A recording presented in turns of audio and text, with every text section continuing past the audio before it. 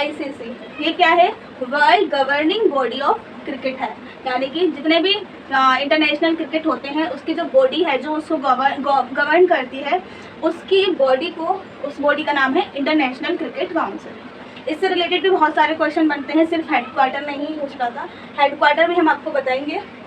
लेकिन ये कब बनी थी बॉडी? ये 1909 में बनी थी और इसका नाम पहले आईसीसी इंटरनेशनल क्रिकेट काउंसिल नहीं था, पहले इसका नाम था इंपीरियल क्रिकेट कॉन्फ्रेंस।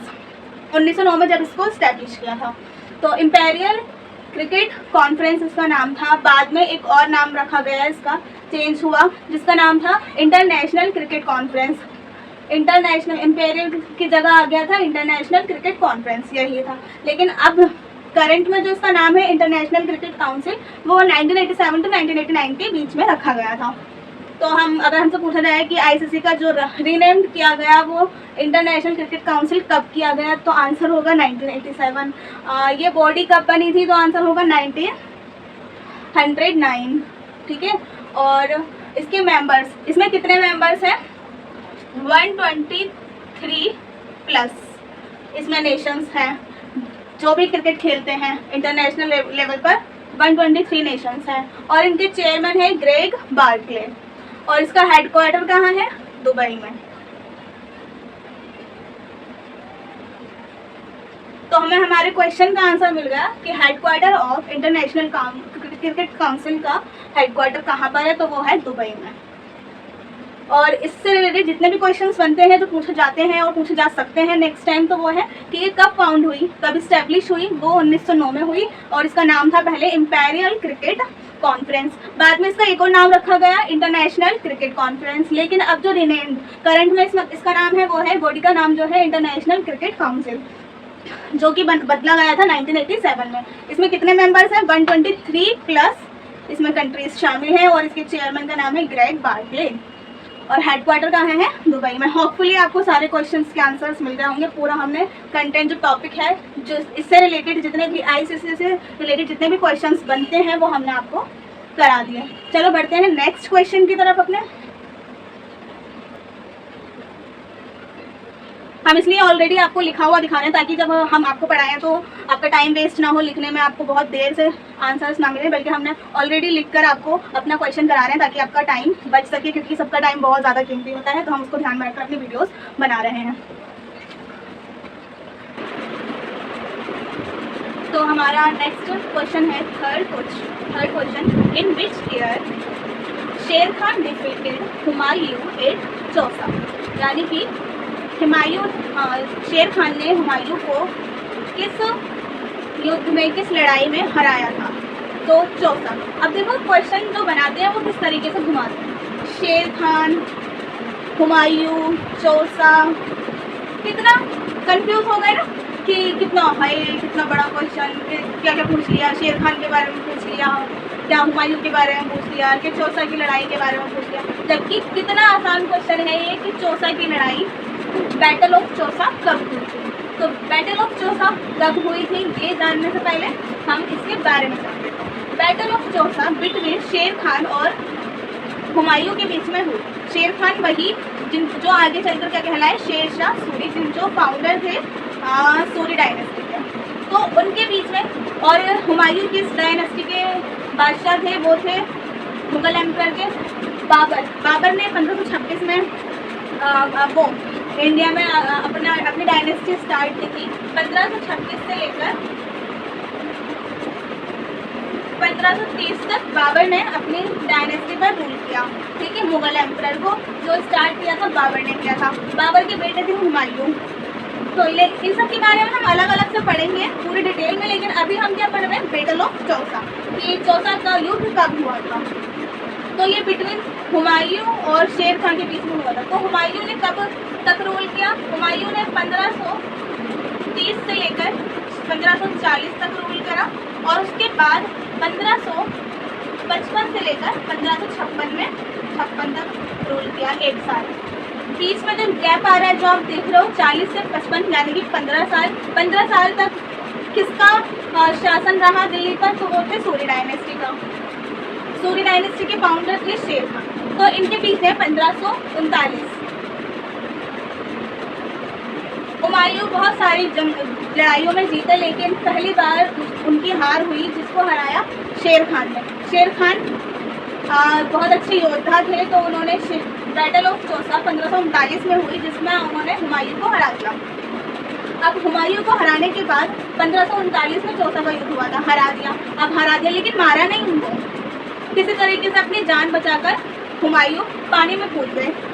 ये हिस्ट्री स्टोरी। पानी में कूद गए। पानी में कूदने के बाद एक नाविक था, एक भिश्ती था जो नाव चलाता था, उसने क्या करा, हुमायूं की जान बचाई।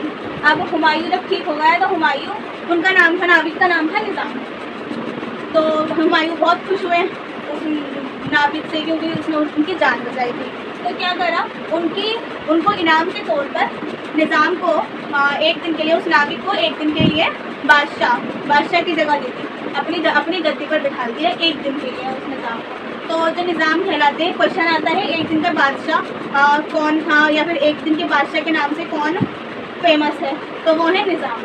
निज़ाम को उन्होंने एक दिन का बादशाह क्यों बनाया था, क्योंकि वो उससे खुश हो गए थे। चौसा की लड़ाई के बाद तो उन्होंने उनको बचाया था, निज़ाम ने हुमायूं को बचाया था, तो इसलिए उन्होंने एक दिन का बादशाह उनको घोषित करा। तो जब निज़ाम एक दिन का बादशाह घोषित हुआ तो उन्होंने लेदर कॉइन्स इशू किए थे। तो ये भी क्वेश्चन आ जाता है कि मुगल एम्पायर में लेदर कॉइन्स किसने इशू करे थे, तो वो निज़ाम ने करे थे, वो सिर्फ एक दिन के लिए बादशाह बने थे। 1540 में फिर शेर खान और हुमायूं के बीच में युद्ध हुआ, और जो कि बिलग्राम के बैटल ऑफ बिलग्राम और कन्नौज के नाम से फेमस है। लेकिन हमारा क्वेश्चन ये नहीं था, हमारा क्वेश्चन बैटल ऑफ चौसा था, जो कि 1539 में हुआ था। तो ये अब जब आगे क्वेश्चन आएगा इससे रिलेटेड भी आएगा कि बिलग्राम का युद्ध कब हुआ था, तो वो हम उसमें बताएंगे। 1540 में हुआ था, उसके बाद हुमायूं हार गया था और चला गया था। तो इसलिए फिर शेरशाह सूरी ने अपनी डायनेस्टी स्टार्ट की थी, सूरी डायनेस्टी, और 15 साल तक रूल करा था, जो कि 1540 से सूरी डायनेस्टी चली थी 1540 से 1555 तक। इस बीच हुमायूं जहाँ पर थे, वो हम हुमायूं के बारे में जब पढ़ेंगे तब बताएंगे। अगर आपको डिटेल में पूरा सिलेबस करना है तो आप कमेंट में ज़रूर बताइएगा, हम वो भी कराएंगे। लेकिन अभी हम प्रीवियस क्वेश्चन कर रहे हैं। तो हमारा क्वेश्चन था कि बैटल ऑफ चौसा कब हुआ था, तो वो 1539 में हुआ था, जो शेर खान और हुमायूं के बीच में हुआ था, और जिसमें हुमायूं हार गया था और किसी तरीके से अपनी जान बचाने के लिए वो नदी में कूद गया, जहाँ नदी में कूदने के बाद निज़ाम ने उनकी जान बचाई। निज़ाम एक नाविक का, एक भिश्ती था जो नाव चलाता था, उसकी खुशी में उसे इनाम के तौर पर उन्होंने एक दिन का बादशाह बनाया, और एक दिन के बादशाह जब वो बना निज़ाम, तो उसने लेदर कॉइन्स इशू करे थे। इसके अलावा शेर खान ने इसी चौसा की युद्ध के बाद ही उन्होंने शेर खान से अपना टाइटल लिया था और अपना नाम रख लिया था शेर शाह, और इतिहास में ये शेर शाह के नाम से ही फेमस है, शेर शाह। ठीक है, पहले इनका नाम शेर खान था, लेकिन चौसा के युद्ध के बाद इन्होंने टाइटल ले लिया शेर शाह। नेक्स्ट क्वेश्चन की तरफ बढ़ते हैं,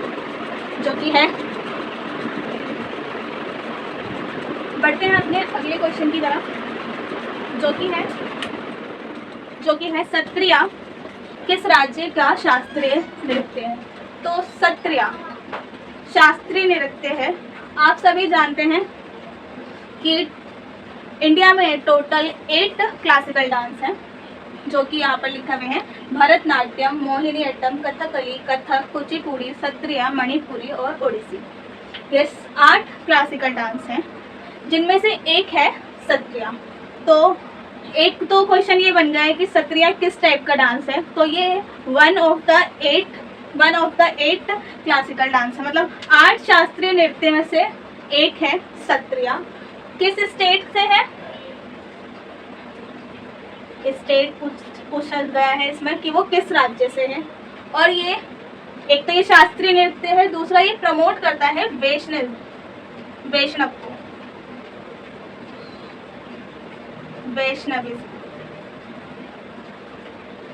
यानी कि वैष्णव धर्म को प्रमोट करता है ये शास्त्रीय नृत्य। और ये किस स्टेट से है, तो ये है असम से। अब क्योंकि क्लासिकल डांस की बात हो रही है, तो हम बाकी सारे क्लासिकल डांस के बारे में भी जानेंगे। तो हमारे 8 क्लासिकल डांस है। भरतनाट्यम, जो कि है तमिलनाडु से। ये 8 फेमस क्लासिकल डांस है। इसके अलावा भी बहुत सारे होते हैं, लेकिन फेमस जो 8 पूछे जाते हैं जिन्हें संगीत अकेडमी की तरफ से एक कर रखा है कि कौन से 8 फेमस हैं, तो वो है ये 8 है। भरतनाट्यम जो कि तमिलनाडु का है, मोहिनी अट्टम जो कि केरल का है, कथकली भी केरल का है।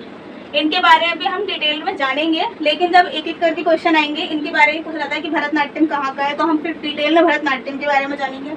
मोहिनी अट्टम किस स्टेट का है, तो वो भी जानेंगे कि इसके बारे में डिटेल में जानेंगे।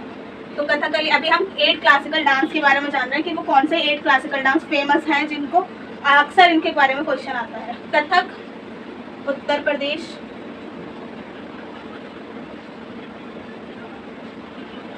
कुचिपुड़ी, कई बार पेपर में आता है कि कुचिपुड़ी किस राज्य का शास्त्रीय नृत्य है, तो ये है आंध्र प्रदेश का। टोटल 8 शास्त्रीय नृत्य हैं आंध्र प्रदेश। सत्रिया, क्योंकि हमारा क्वेश्चन ही ये था कि सत्रिया किस राज्य का शास्त्रीय नृत्य है, तो ये है असम का। हमने ऑलरेडी इसका आंसर लिख लिया है, लेकिन यहाँ भी लिख लेते हैं 8 के साथ। ये है असम का। और मणिपुरी और ओडिसी, जैसे कि नाम से ही हमें पता चल रहा है कि मणिपुरी शास्त्रीय नृत्य कहाँ का होगा, मणिपुर का। और ओडिसी कहाँ का होगा, उड़ीसा का। तो हमने जान लिया सत्रिया किस स्टेट का है, असम का है। और ये प्रमोट क्या करता है, वैष्णव धर्म को प्रमोट करता है। इसके अलावा हमने क्लासिकल डांस, शास्त्रीय नृत्य आठों को जान लिया कि कौन कौन से 8 फेमस क्लासिकल डांस है। वो है भरतनाट्यम, मोहिनीअट्टम, कथकली, और उनके स्टेट भी जान लिए कि वो किस किस स्टेट के फेमस हैं। तो भरतनाट्यम तमिलनाडु का फेमस क्लासिकल डांस है, मोहिनीअट्टम केरल का है, कथकली केरल का है, कथक उत्तर प्रदेश का है। इन दोनों में बहुत कन्फ्यूजन होती है, तो आप भूले ना कि कथकली केरल का है और कथक उत्तर प्रदेश का है। कुचिपुड़ी आंध्र प्रदेश का है, सत्रिया असम का है, मणिपुरी मणिपुर का है और उड़ीसा। ठीक है। अब इसके अलावा सत्रिया हो गया एक क्लासिकल डांस असम का, लेकिन असम में सिर्फ सत्रिया ही एक क्लासिकल डांस नहीं है, बल्कि इसके अलावा 2 क्लासिकल डांस और हैं जो वहाँ पर होते हैं। सेकंड है, फर्स्ट तो ये हो गया सत्रिया, और सेकंड हो जाता है ये हमारा ओजा पाली। ये भी वहाँ का एक क्लासिकल डांस है। एक डांस 2 टाइप्स के होते हैं, एक तो क्लासिकल डांस और एक फोक डांस। उसके बारे में भी हम डिफरेंस पढ़ेंगे, लेकिन अभी हम क्लासिकल डांस पढ़ रहे हैं असम स्टेट के बारे में। तो असम स्टेट में सत्रिया तो एक क्लासिकल डांस हो गया, लेकिन उसके अलावा 2 क्लासिकल डांस और हैं, लेकिन वो 8 जो फेमस क्लासिकल डांस है उसमें शामिल नहीं है, लेकिन असम राज्य के हैं। तो हम असम राज्य के अभी सारे क्लासिकल डांस कर लेते हैं। एक तो सत्रिया हो गया जिसके बारे में हमने पढ़ लिया। सेकेंड है ओजा पाली। ओजा पाली, ओजा का मतलब होता है लीडर और पाली असिस्टेंट, इनका मतलब होता है ये। तो ओजा लीडर तो एक ही होता है, पाली असिस्टेंट। तो ओजा पाली ये ग्रुप होता है। ओजा पाली में एक तो ओजा होता है और पाली में 3 to 4 पालीज होते हैं, 3 या फिर 4 पालीज होते हैं इस डांस में, और वो मिलकर डांस करते हैं ओजा पाली, जो कि है असम का। तो ओजा का मतलब होता है लीडर और पाली का मतलब होता है असिस्टेंट, और 3 to 4 असिस्टेंट ओजा पाली में होते हैं जो मिलकर क्या करते हैं, डांस करते हैं। और इसके अलावा हम इसके बारे में और पढ़ते हैं। तो ये ग्रुप है सिंगर्स का, डांसर्स का, और जिसमें ओजा और पाली होते हैं, और ये रिप्रेजेंट करता है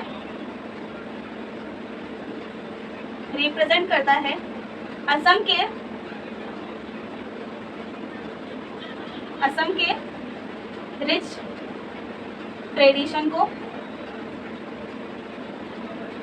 रिच ट्रेडिशन एंड कल्चर को।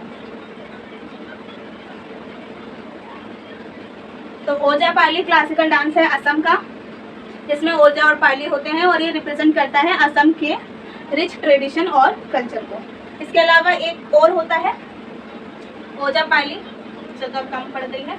ओजा पाली के अलावा एक और होता है जिसका नाम है भोना। ये भी एक असम का ही है, और भोना भी एक क्लासिकल डांस है जो कि प्रमोट करता है, ये भी प्रमोट करता है Vaishnavism.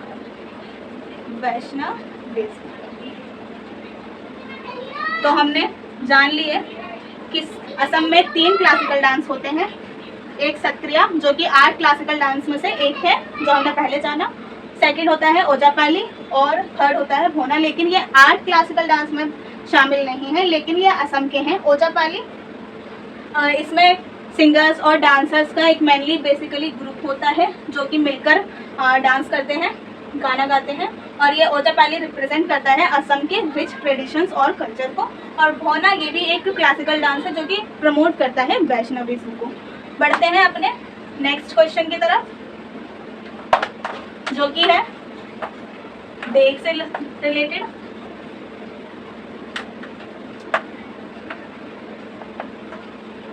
World EV day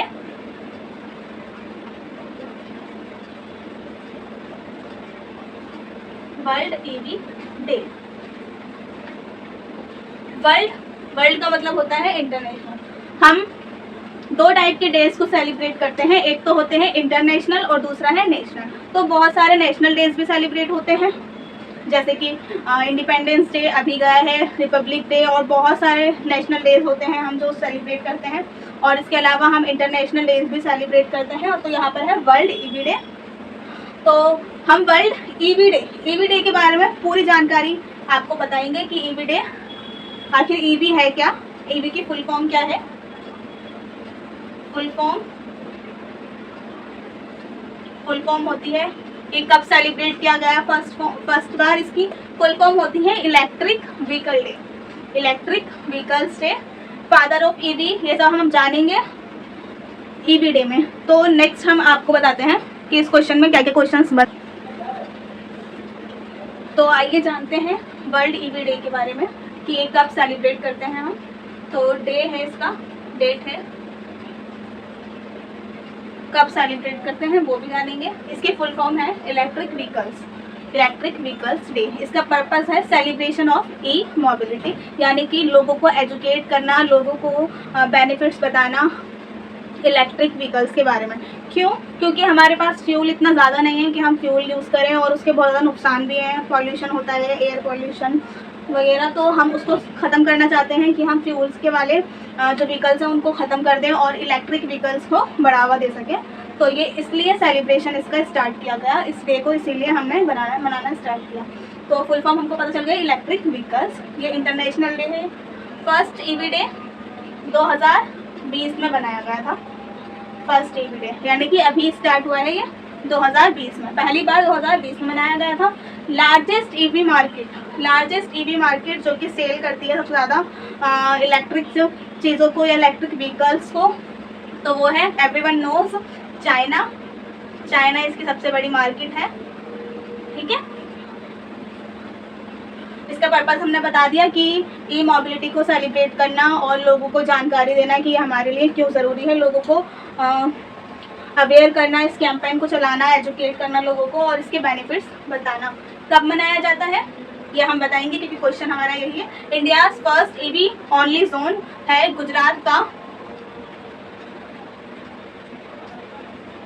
Gujarat Statue of Unity area. Gujarat में है स्टैचू ऑफ यूनिटी, उसके आसपास का जो एरिया है, नरेंद्र मोदी जी ने, प्राइम मिनिस्टर ने उस एरिया को हमें बताया है कि ये होगा इंडिया का फर्स्ट ईवी जोन एरिया। ठीक है, अभी तक ये ओनली है, मतलब फर्स्ट है इसलिए। और फादर ऑफ ईवी किन्हें माना जाता है? इन्हें माना जाता है विलियम मॉरिसन को, जिन्होंने 1890 में पहली इलेक्ट्रिक कार बनाई थी जो कि इलेक्ट्रिसिटी से चल रही थी। तो ये इन्होंने यूएसए में बनाई थी, तो ये इसलिए फादर ऑफ ईवी कहलाए जाते हैं। आज के लिए बस इतना ही। अब आप सोच रहे होंगे कि हमने सिर्फ 5 ही क्वेश्चन करे हैं, लेकिन नहीं, अगर आप ठीक से देखें तो हमने 5 क्वेश्चन नहीं 5 टॉपिक करे हैं, जिसमें बहुत सादा पूरा टॉपिक। कितने क्वेश्चंस बन रहे हैं, जैसे इसी में देख लो कितने क्वेश्चन बन रहे हैं। 1 2 3 4 5 9 सितंबर को इसको सेलिब्रेट किया जाता है एवरी ईयर। 6 7 और कब पहली बार कार इलेक्ट्रिक व्हीकल कार बनी थी? 1890 में। तो अराउंड एक ही क्वेश्चन से रिलेटेड हमने 10 to 12 या फिर 8 to 10 क्वेश्चन हमने सॉल्व करे हैं। तो समझ लो 5 × 10 50 क्वेश्चन हमने इतनी देर में सॉल्व कर लिए हैं। एक टॉपिक एक है लेकिन क्वेश्चन बहुत सारे हैं। ज़रूरी नहीं है कि यही क्वेश्चन नेक्स्ट टाइम पूछा जाए। इससे रिलेटेड कुछ भी पूछा जा सकता है कि फर्स्ट टीबी डे कब मनाया गया है, लार्जेस्ट टीबी मार्केट कौन सी है, चाइना है, पर्पस क्या है इसका, कब मनाया जाता है, इंडिया का कौन सा है। ये अभी उन्होंने रिसेंटली 19 जुलाई 2021 में इसकी घोषणा करी है पीएम ने कि गुजरात का स्टैच्यू ऑफ यूनिटी के आसपास जो एरिया है वो होगा हमारा इलेक्ट्रिक व्हीकल एरिया। और ये आपको फादर ऑफ ईवी कौन है, विलियम मॉरिसन। तो थैंक यू सो मच। आपको वीडियो अच्छी लगी हो तो ज़रूर लाइक करना, चैनल को ज़रूर सब्सक्राइब कर लेना ताकि आने वाली वीडियोस आपको टाइमली मिल सके और उसकी नोटिफिकेशन आपके पास पहुंच जाए। वीडियो देखने के लिए थैंक यू।